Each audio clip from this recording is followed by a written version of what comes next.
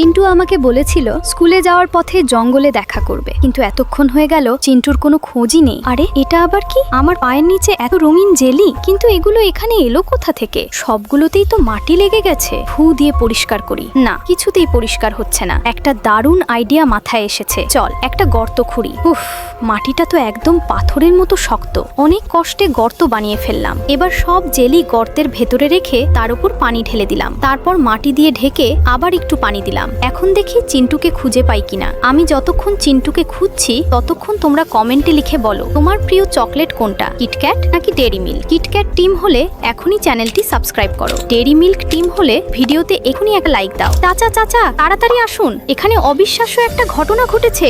আসছে চিন্টু। আরে এ কি? যেখানে জেলিগুলো পুঁতে রেখেছিলাম সেখানে তো এখন অসংখ্য রঙিন জেলি বেরিয়ে এসেছে। আজ তো দারুণ ভোজ হবে। আগে সবগুলো জেলি একসাথে জড়ো করে নিই। সব জেলি জমা হয়ে গেছে। এবার দেখি একটা খেয়ে টেস্ট করলে আসলে কেমন লাগে। শেষ পর্যন্ত না দেখলে কিন্তু সবচেয়ে মজার অংশটাই মিস করবে।